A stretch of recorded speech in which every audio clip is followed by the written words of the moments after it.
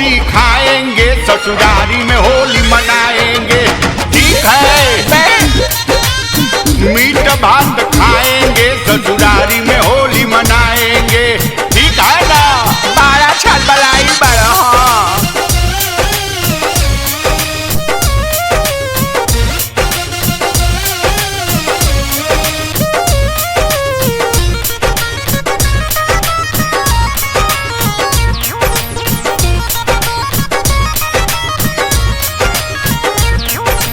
धोती मेरा मोल्ड है, धो कर के डाल दो, पेटी में जो कुर्ता है उसको निकाल दो। ठीक है, हाँ बोरही में जाना है, फगुआ मनाना है, भले हूँ मैं बूढ़ बाकी दिलवा दीवाना है। ठीक है, ए हम चले। जा करके तुम लफड़ा करोगी, तुमको नहीं ले जाएंगे। हम कुछ ना करे बे दादा।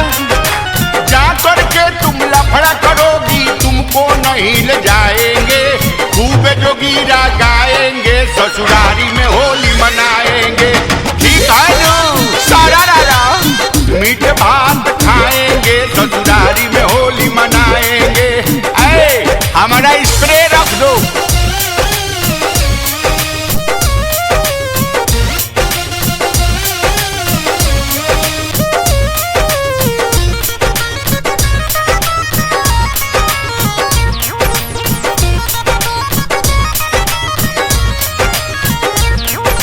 यही पर कमांड है, नवा का ब्रांड है, मेरे पिचकारी का अभी डिमांड है। ठीक है, लाज नहीं खेला बस।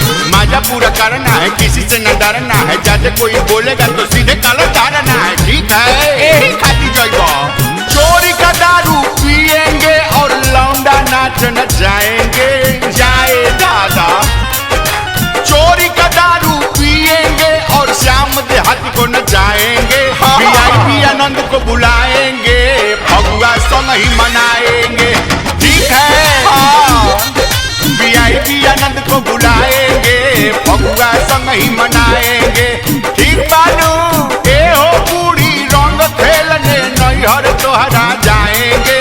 मीट भात खाएंगे, ससुरारी में होली मनाएंगे। ठीक है, डॉक्टरों भैया के ले ली। बुआ बूढ़ी